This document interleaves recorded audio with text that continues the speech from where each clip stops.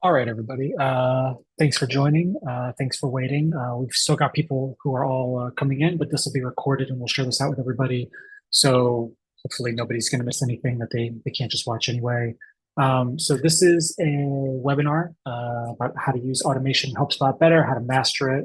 Maybe for some of you, just an introduction to it. My name is Dave Hicking. I'm the product manager here at Userscape, the makers of HelpSpot. I'm joined on the call by Ian Landsman, our CEO, who is actually going to be watching the chat for questions. So throughout this webinar, if you have any questions, Ian's saying hi in the chat. If you have any questions, please put them in the chat. Ian's going to collect them, sort them, try to make sense of them. So that way, when we get to the end, I can answer them. And if you have any questions at all you want to think about after the fact, you can always send us an email. So I'm just going to go ahead and get started. So I've got here a lovely instance of HelpSpot. This is what I use to do demos and webinars and things like that. And I want to talk a little bit first about what I mean by automation in HelpSpot. Automation can mean all kinds of things, but what we're talking about in this webinar are how to use features in HelpSpot to automatically do tasks that are time-consuming. Time-consuming, the tasks that maybe happen all the time, or in some cases, tasks that need to happen without a human having to do it, right? The goal here is not just to do automation for automation's sake, but to hopefully give you all a bit of extra time, maybe to enable things that otherwise you would forget to do, or maybe just to make things easier on your support folks as they're working inside of HelpSpot every day.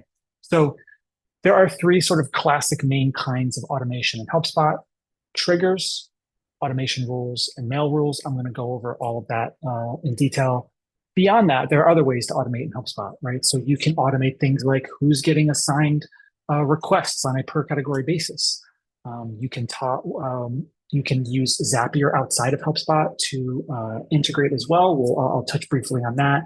If you have other tools that you use alongside HelpSpot, I'm sure all of you do, whether it's CRMs or even just things like Google Sheets, and you wish you could get data from HelpSpot to those systems, Zapier is one way to do that. Inside of HelpSpot, there are other ways to do automation as well. Things like if you are using responses, and hopefully you are, how to add automation so that those responses can then do things automatically. And then finally, a last way of doing automation in HelpSpot are to then build off of those responses to automatically create recurring requests. So that's generally what we're going to cover today. We might go in a couple of other directions. And if you have questions or if there's anything else that you have specifically, please don't hesitate to ask once we get to the end. So I want to start by just kind of diving into triggers. And I'm going to do a lot of sort of show and tell on this demo to try to give you all some real experience, some real examples of how this could be used. So I'm going to assume that all of you are able to get to the admin page in HelpSpot. If you're not, then a lot of the things you're going to see in this demo may not apply to you, but hopefully you can get that permission if you need to, or you can share this with somebody on your team who has those permissions. So in the admin's page here in HelpSpot, over on the left-hand side, we've got this whole section, triggers and rules. So let's dive into triggers. So there's a couple things going on here, right? But real quick, a trigger is something in HelpSpot that watches for changes in real times and then does things instantly based on those changes. So triggers in HelpSpot, they require a name. And then if you've ever made a filter or a report in HelpSpot, you're going to see a pretty familiar user interface, hopefully, where you can basically add conditions and then add actions. So what's a good example of this, right? So a really classic example is I'm going to open up another tab here. If I open up one of these requests, here's a very carefully and creatively titled test request for myself called test. If I look here in the lower right-hand corner, underneath any custom fields I might have, you'll see there's a button that says Mark Urgent. Well, what that does by default, obviously, is if I click that, it puts a red bar at the top and it turns the text red back on my queue or filter pages. But what if I wanted that to do more, right? Because, and this is something I talk to people about all the time, urgent means something very different in every single company, and triggers can be a really great way to define what that might mean for you. So let's build really quick as an example, our first example, let's build a trigger that takes advantage of, okay, when this is marked as urgent, I want things to happen. So let's go do this right now. So I want to say, okay, when a request is updated, and it's open, right? We want this to work on open requests. and so there's some conditions that I can do here, and one of them is urgency. So I can say when this urgent button is now basically now made urgent, right? So when a request is updated, it's open, and the urgency is changed to urgent. What do I want to happen here? So a couple things I might want to happen. So number one, as an example, and some of these things are off the screen. I've got this size, so it looks good on Zoom. So there's going to be more options here off the screen, but I'll try to read them off to you. But I think you can see the most important ones here. One thing I might want to do is I want to remind the person who this request is assigned to that they have an urgent request. So one of these options is notifications, send email notification to, and in this case, the first option here is assign staffer. So maybe one of the things I want to send to this assigned staffer, the subject is, could be something about an urgent request. And in the body of the email, I might say something like, hey, I'll say it more professional than this, but effectively, hey, you have a request that is now marked urgent. You need to, pay close attention to this. You need to make this at the top of your list, whatever you want to write. And you have all the placeholder options as well. If you're familiar with placeholders in HelpSpot, these are basically ways to include data from the request in things like responses or email notifications. So you could even give them the customer first name, customer email, what the status is. There's some of these things are off the screen right now, but things like you could give them what was the original subject line or what was the original sort of note that came along with this request. All kinds of context that you could give them if you wanted to send a notification at staffer. Okay, great. So that would immediately send a notification at staffer. But what's really nice about using triggers is you can layer on things. So maybe I also, as the manager, maybe I want to be subscribed to this request. So if you're not familiar, subscribing to a request in HelpSpot means that in addition to whoever is assigned to it, if I'm subscribed to this request, I'm going to be notified on all updates that are made to this request, whether they're public or private or external.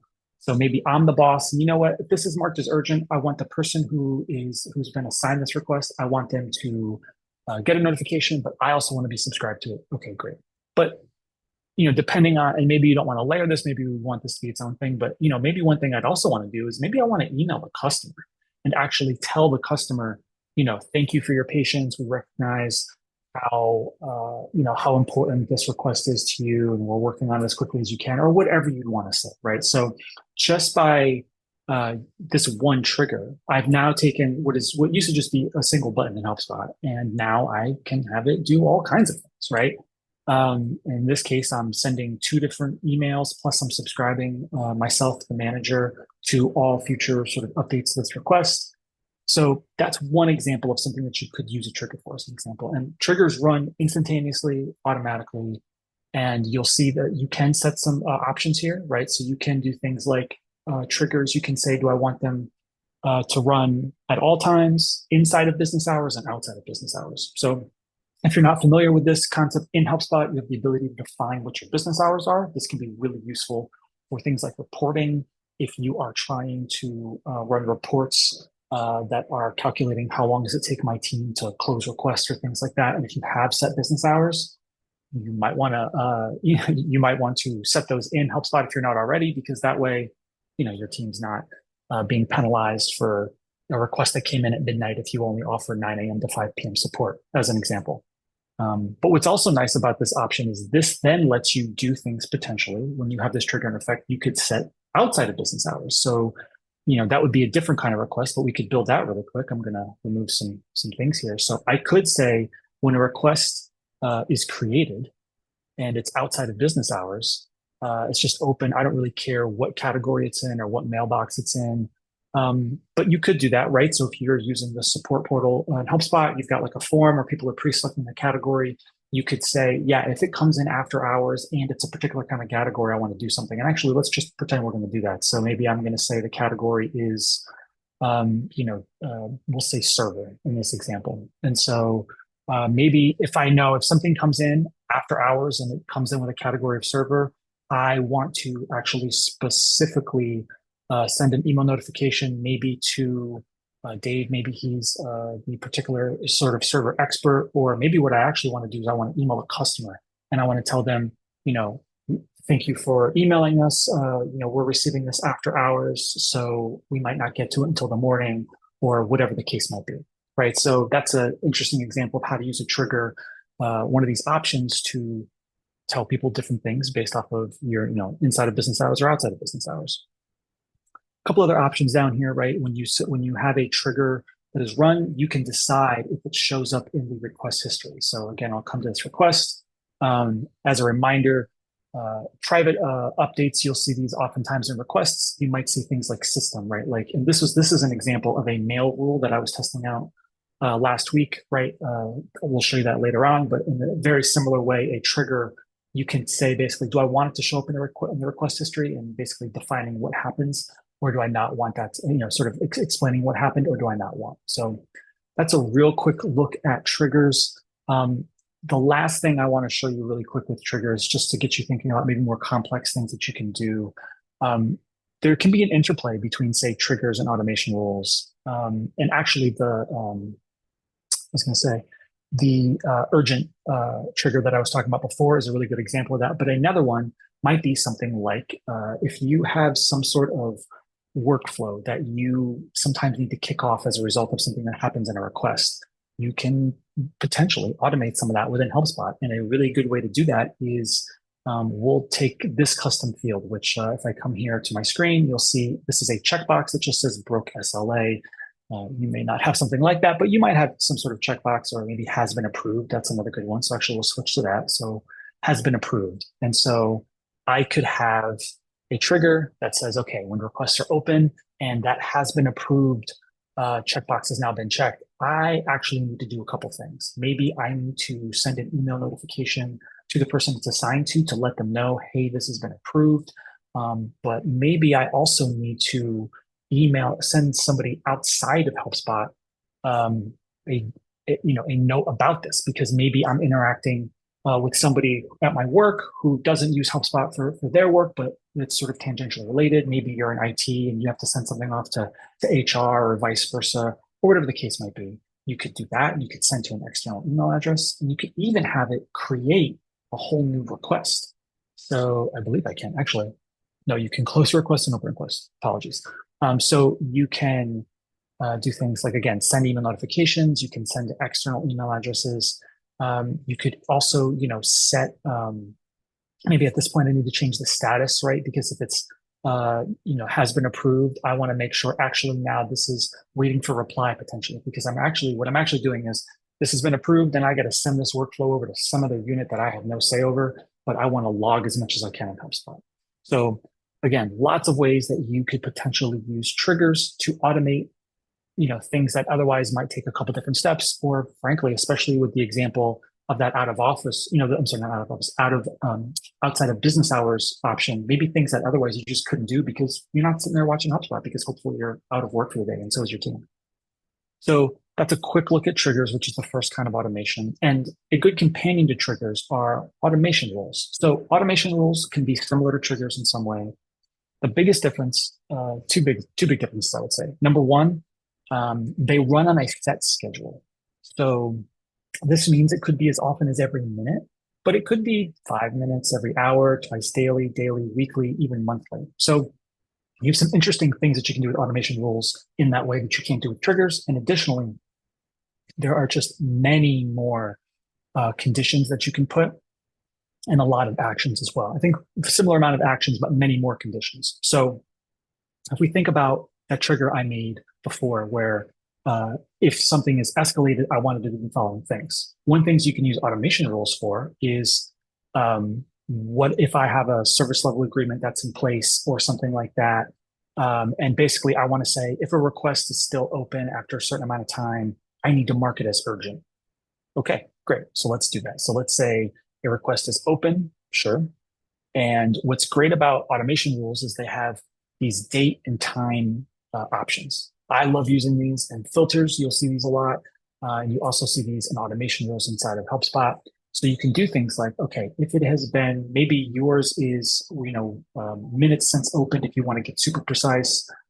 So when I do this, I can say, okay, if it's been more than, and there's a nice little calculator here, maybe your SLA is 2 days, right? So I can say, okay, if it's been more than 2 days, I want to do the following things. So I'm going to set a custom field. And in this case, I'm going to say, yeah, we broke the SLA.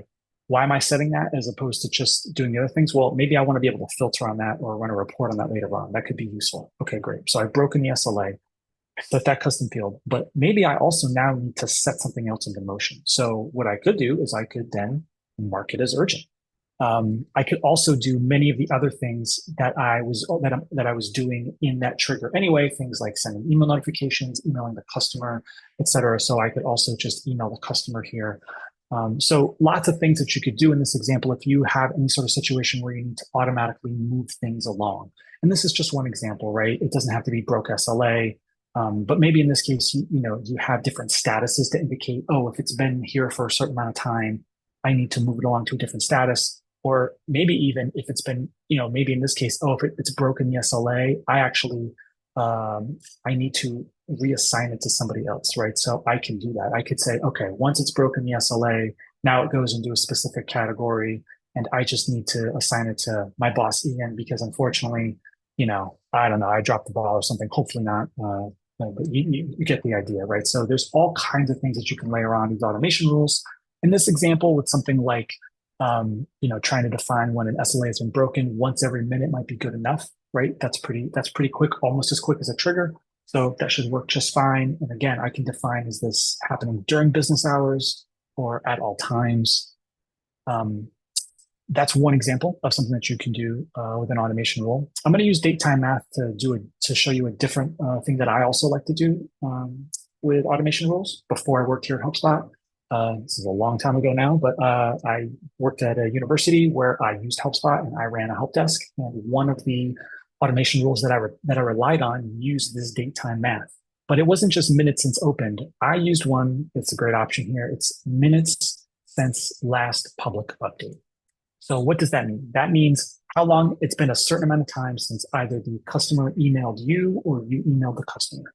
And so again, we get this great calculator, and I think I used 2 days, or maybe it was 3 days. I'll stick to 3 days like it was before. So what this is basically running an automation rule on every request where it has been more than 3 days since either we emailed them or they emailed us. And you're going to have your own sort of sense of this, what makes sense for your business. But for me, when I did support, it was sitting open for more than 3 days. And we didn't, since either of us has talked, something has maybe gone wrong or something is stuck, right? And so I wanted a way to surface those to me in a really, really obvious way. So you could do all kinds of things, right? I could say, you know what, anything I could have, maybe I have that urgent workflow in place, and I could say, you know what, just mark them as urgent, right? Maybe that's something I want to do.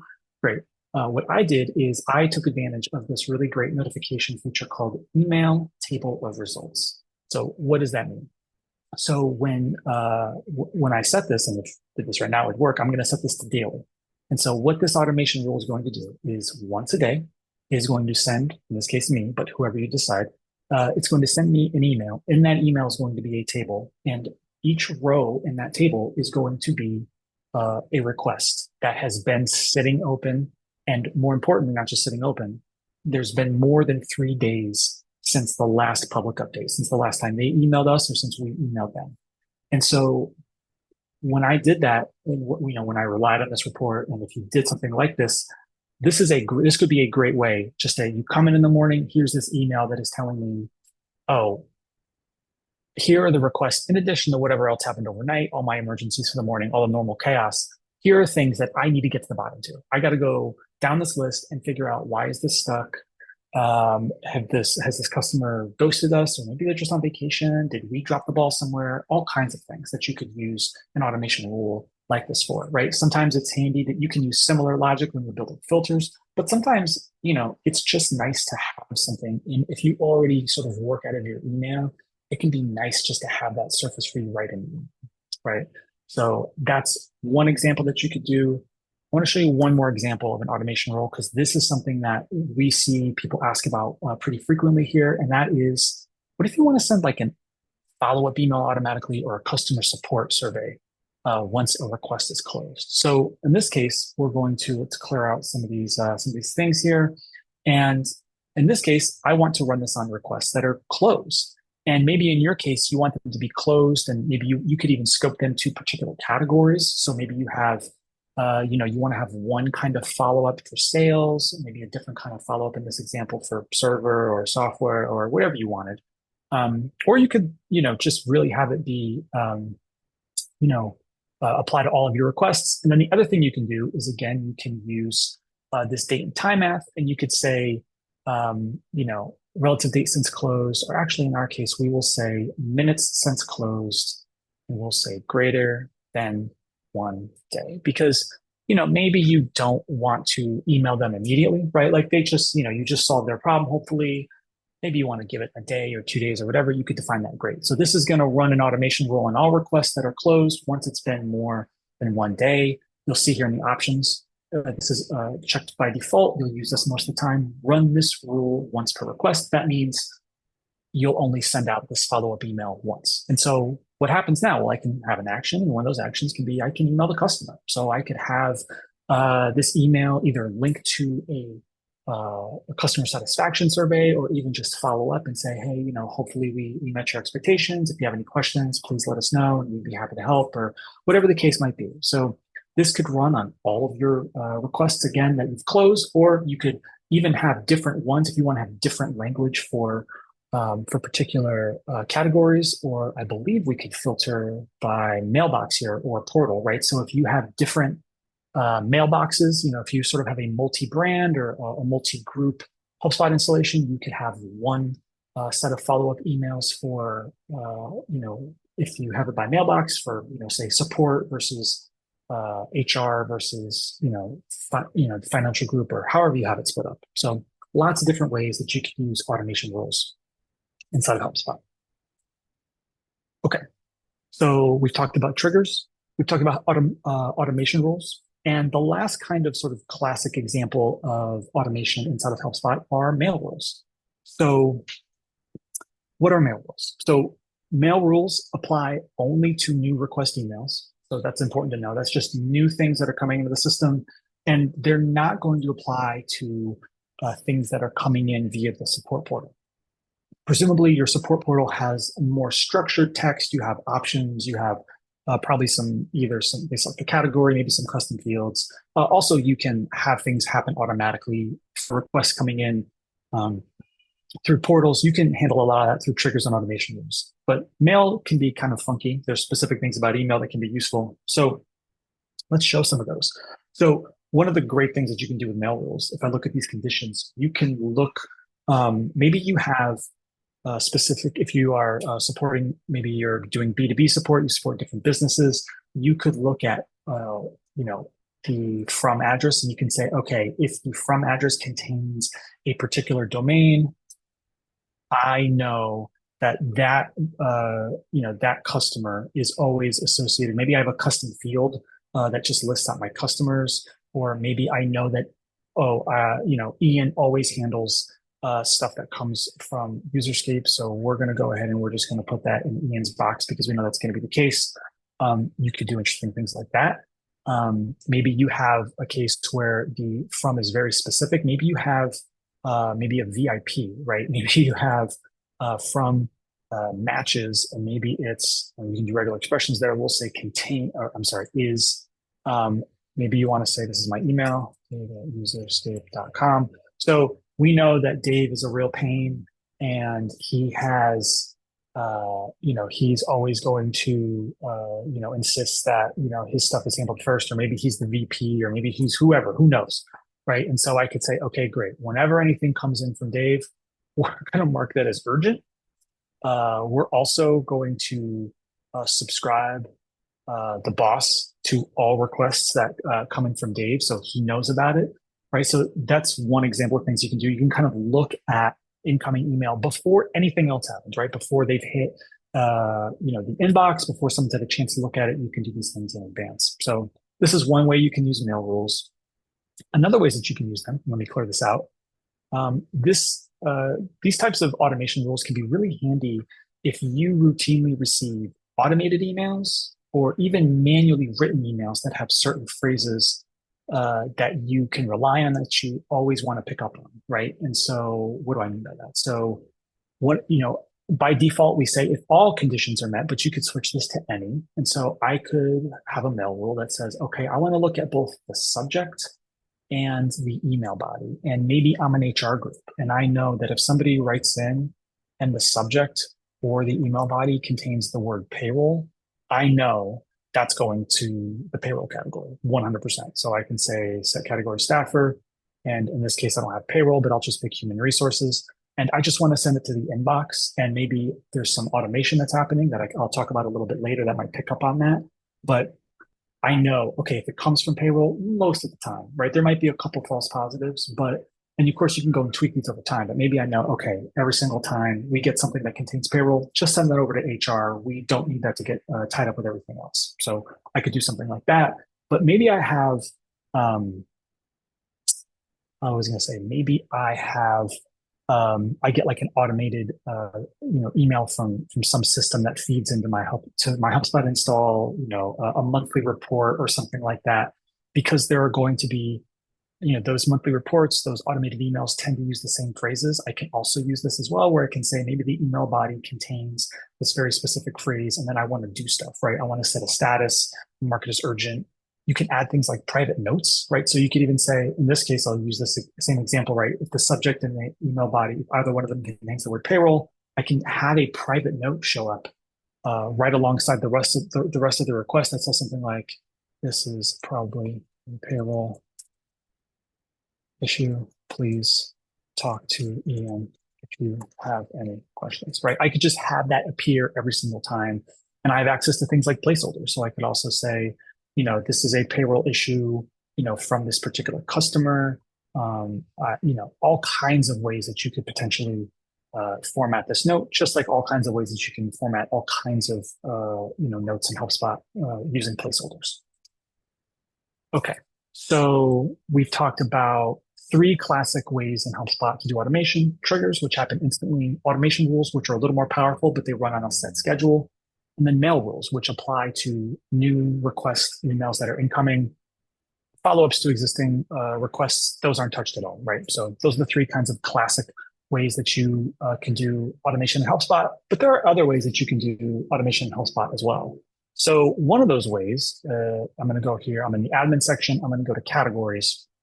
And so one of those ways is with what we call auto assign requests. So if you aren't familiar with this or you haven't taken a look, you can modify this for any existing category, or you could obviously do this for a new category that you create. So you could say, if you wanted to, that this is turned off by default, by the way, as you probably have guessed, otherwise you all would know about it. But you have quite a few different options here. So one thing you could do is if you set a default contact for a particular request, and so I'm going to go in here we'll pick on this one because it's already got one. So in this hardware category, the only people in it are Dave and Ian. Okay, great. And Ian's the default contact, but auto assign is turned off right now. Well, I could say, you know what? I just want for every request that comes in to default to, if it's got this category of hardware, default to assign it to Ian, no problem. Okay, that's what default category would do. I could do that. What if I wanted to do random category staffer? So in that case, it's just going to exactly what it says, randomly assign it to whoever's in the group. Now for 2 people, maybe that doesn't really work quite as well, but actually I'll go out here and we'll pick a category with a bigger batch of folks, right? So I've got pretty much my whole team here. So in this case, every team's going to be a little different. You might be trying to figure out what's the fairest way if I'm going to auto assign requests. And that's why we have these different options, right? So randomize for some teams, that's just the fairest way. You go, you know what? It's just random and it just kind of goes out, and over time, hopefully it'll even out. That's one way you could do it. And you can have an exception. You can say, you know what, but we're not going to randomly assign this to admins. Admins are kind of doing their own thing as well. So don't randomly assign stuff to admins, just randomly assign stuff to everybody else. Maybe you want the option that says category staffer with the least requests. So if you're trying to keep your assignments relatively sort of stable and consistent across your team, you could use this option, right? So again, request comes in, maybe you're using a form, or you've got some sort of other automation rule that's automatically saying, oh yeah, this is a sales question. You know what? Send this to the person who has the least amount on their plate right now. That's one way you could do it. And then the last one is simply round robin, right? So this is just going to keep sort of assigning requests in a circle, kind of in order. That's why it says round robin. So we'll just sort of cycle through all the different category staff members who have the ability to be assigned to this, and it'll just sort of assign to the next person. So, you know, it's Ian's turn, then it's Matt's turn, then it's Maya's turn, and et cetera, et cetera. So if you have ever sort of wanted a way to automatically assign requests and you weren't aware of this, this can again be the kind of thing that could just take a little bit off your plate, or maybe just automatically make stuff happen, right? Which is kind of really the stated goal of automation inside of HelpSpot. So I'm trying to think if there's any other notes about this. Okay, so another way that you can also have auto assign requests happen, if you are connecting multiple mailboxes to HelpSpot, whether you've got one group who's, you've got one group doing support, but a lot of different mail coming in, or if you have a HelpSpot install where you've got different groups working side by side and each got their own mailbox, you can, when you set up a mailbox, and I'll just jump over to that setting really quick. I'll come in here. Actually, I'll do it. We'll just pretend I'm connecting a Google account. You can have default category set. So maybe this is a sales specific email, and I know this is going to go to sales. That's great. And if I have that option set, once I connect the sales email, that could then connect to whatever options I have set for that sales category. Maybe it does round robin. Maybe it's randomly assigning, or whatever the case might be. So that's a couple different things about auto assigning requests and how to make that happen. All right.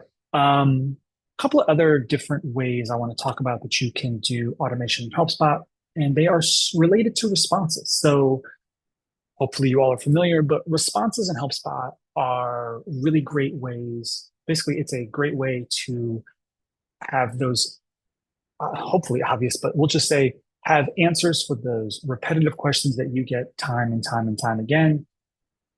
No matter what kind of support you're using HelpSpot for, there are probably questions that you get all the time. If you are an IT team, you get asked things like password reset, or how do I get a new piece of equipment, or something like that. If you're in HR, it could be those repetitive questions about payroll. Maybe it's something about how does open enrollment work, or whatever the case might be, right? So hopefully you're familiar with responses already. I'm just going to jump into one of these here where we'll go into this bank account test response.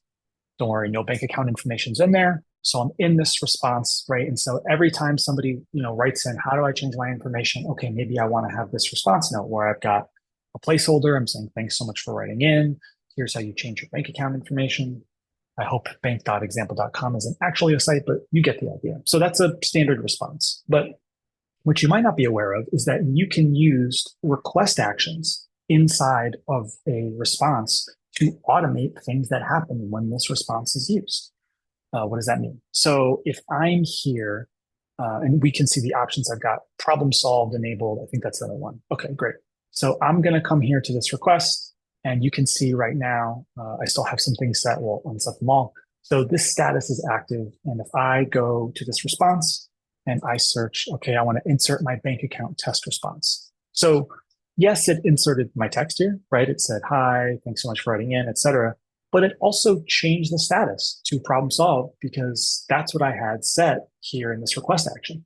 So what I always advise folks is when you first start using responses, whether you're coming from another help desk system or you're just coming from using email, start with the basics. Start with what you're already doing. If you have templates in Outlook or something like that, and don't worry about the request actions just yet. But over time, what you and your team will almost undoubtedly notice is that every time you use a particular response, you probably change the status, or maybe you change the category. Maybe you change something about a custom field, right? You say, okay, this is has this been approved, or you're setting something from a dropdown, or a due date, or whatever custom field you're manipulating. Your team has to probably set these fields every single time they use a response. And so rather than do that, you can automate it using request actions. So that's great for a couple of reasons, right? So number one, it makes your team's time using HelpSpot feel less repetitive. If you're asking them to always change a status or always change a custom field, that kind of busy work, let's call it busy work, that kind of sort of detail work is easy to forget sometimes. And it, can make HelpSpot less joyful to use. Honestly, people feel like it's an obligation. I got to set this and this and this. It's also easy to kind of just forget one of those things. But the other reason why that's really useful is because the more you automate these things, the more accurate your filtering and reporting becomes, right? If you're asking your team to set a status or change a custom field or do something else every time they use a response, well, if you have filtering or reporting that depends on that, it's only as good as how often they're remembering to do that. So those are two really good reasons for why request actions and utilizing them can be really handy with responses. The last thing you can do with these request actions is you can also change things about the type of note itself. So you could change it from a public to a private. You could, or an external even. You could add people to the to, the CC. So you could have a response that is like, oh, we use this response when we have to, send a note off to a third-party vendor that we rely on for parts. Well, you could automate what email it gets sent to. You could change it to external note. You could change the email subject. You could do all kinds of things with request actions. And then building on this is another way that you can use responses to do automation, and that's for recurring requests. So if you have requests that your team needs to do on a regular basis, maybe if you're an IT team, it's check, backups on a weekly or monthly basis. Maybe you need to process payroll. Maybe you need to do something else. If you are tracking that work in HelpSpot, you can use this response functionality to do that by coming into any response and saying, I want to convert this to a recurring request. And so when you do that, you have to give it a customer name. So maybe if you're the person who this work is for, you're the boss, and this is something you want them to do, you put your information in, at least, hopefully first, last, and email. That way you can get updates about this. And then you say, how often do I want this request to be created? Daily, weekly, monthly, or quarterly. You can even say, what time do I want it to happen at? So in this case, we'll say, you know what, I want to do this monthly. So last day of the month at 8 a.m., I'm going to have, maybe this is a bank account test, but maybe it's, test server backups or something like that. And so the note here that I write here would be something like, instructions on how to do that. Maybe I've got some custom fields I want to set. Maybe I've got information about the request itself. So I want it to be active, and maybe it's in server, and maybe I have a tag for this, for this as well, so I can, really do good reporting based off of it, or however I want to structure this. And then I could just have this request automatically created once a month. So you get all the functionality of responses, right? These request actions, these placeholders. So your recurring requests can be dynamic, and they can do just about anything else that you'd be able to do if you yourself were creating the requests manually every single time. So that's a hopefully useful look at all the ways that you can use responses, believe it or not, to do automation inside of HelpSpot. So the last thing I want to talk about briefly is, and we'll go to, is Zapier. So if you are, we're just going to touch on this briefly because there's all kinds of ways that this could go, but if you have more specific questions, we'd be happy to answer them. So Zapier is a great way to connect HelpSpot to other apps without having to know any code, right? Because HelpSpot has very powerful, very hopefully well documented APIs so that you can programmatically connect HelpSpot to other systems, automatically have requests created in HelpSpot, things like that.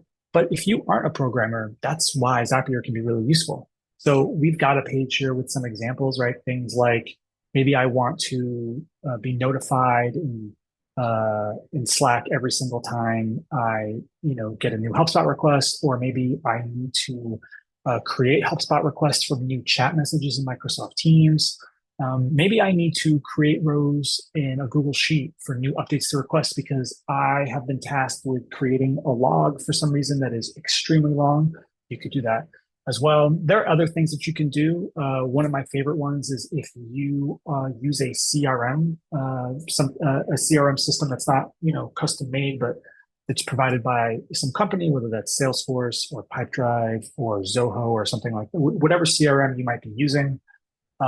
You can use Zapier to do things like, okay, when a new request comes in, I want to take that information and I want to go look up, basically, do I have that person in my CRM right now? And if I don't, I want to create that person in my CRM. So This isn't automation within HelpSpot necessarily, but this could be automation for just your larger work, right? If you are already having to do things every single time something happens in HelpSpot, or you wish you could do things in some other system every time something happens in HelpSpot, I would definitely recommend taking a look at Zapier.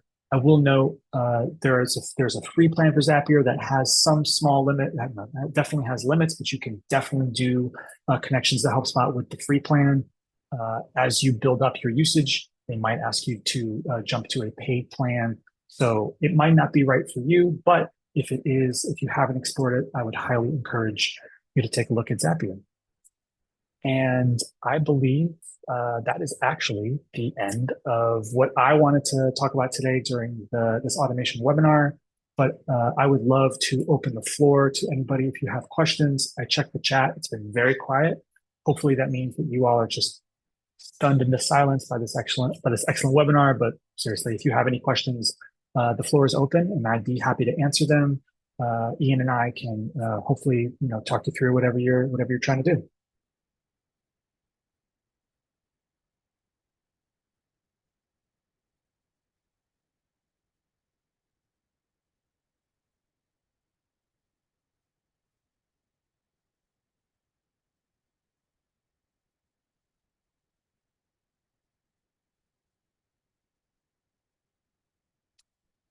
Okay, I got a question here in the chat from Courtney. When are reminders used?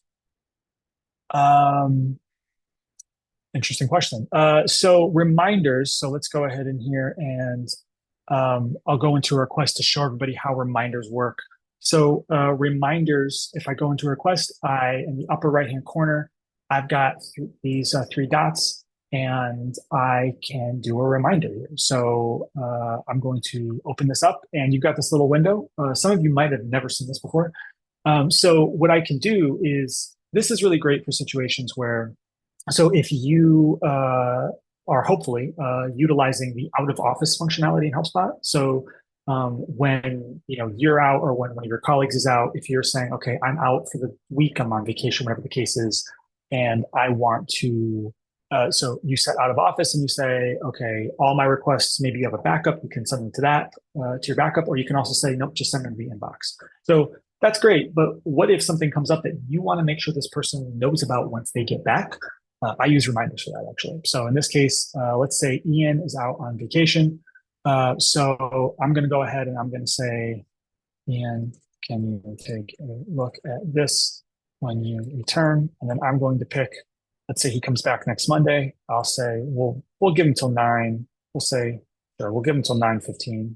He's got to get caught up on his email. He's got to get caught up on work.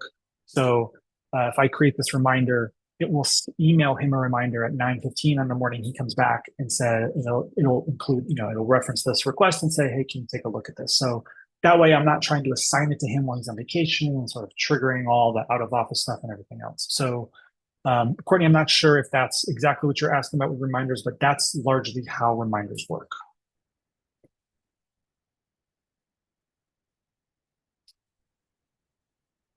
Okay, Thomas is asking, can I trigger a notification to my private mail when a new answer in an already opened request comes in?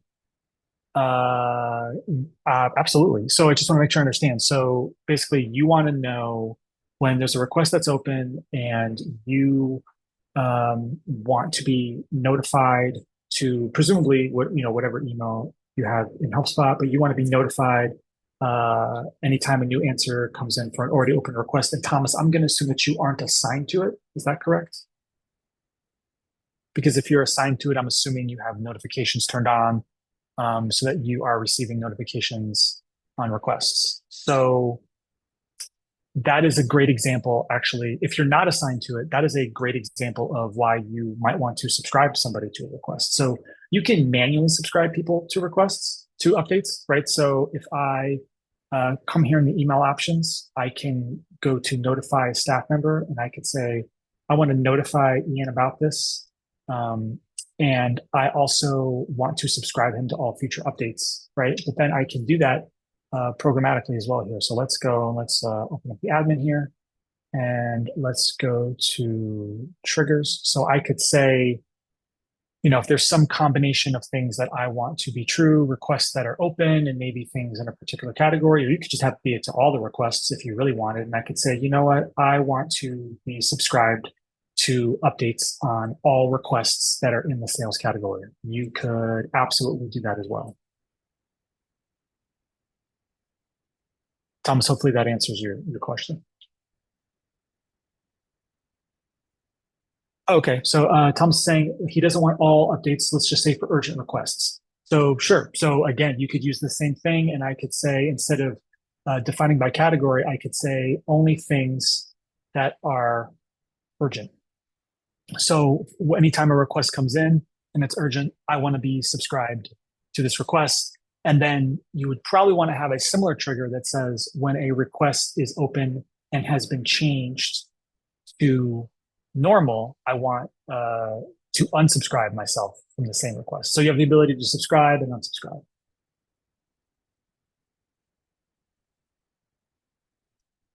So hopefully, Thomas, that answered your question.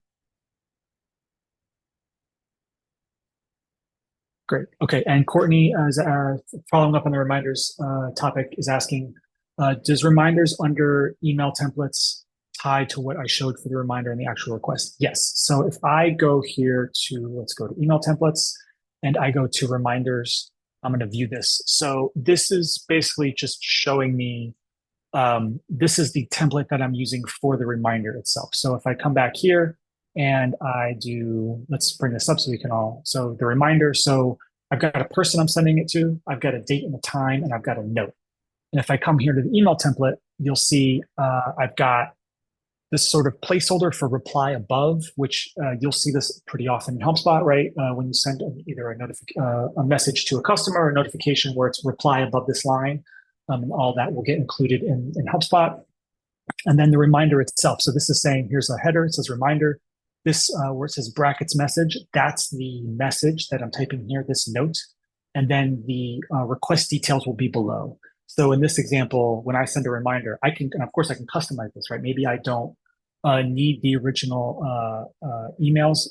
details. Maybe what I want instead is just a link to the message instead of the request details. You have all kinds of options for how you want to configure this, but yes, that's how this all kind of works, if that makes sense, Courtney.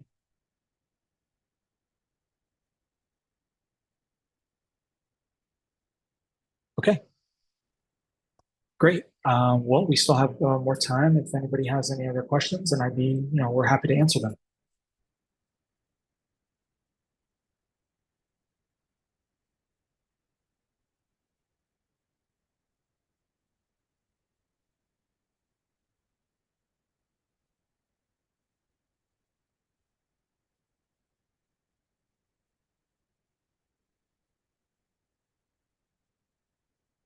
Okay. Well, I don't want to keep anybody longer than I need to. So if there's no other further questions, first of all, thank you for showing up for the webinar today. We really appreciate it.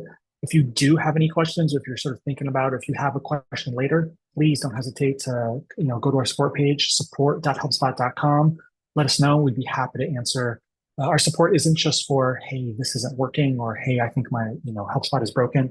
Support can also just be for, I want to do this. Can I? Or how do I do this? I saw this on your website or saw this on a webinar. So please don't hesitate to contact us if you have any other questions. And until then, thank you all so much. Appreciate you.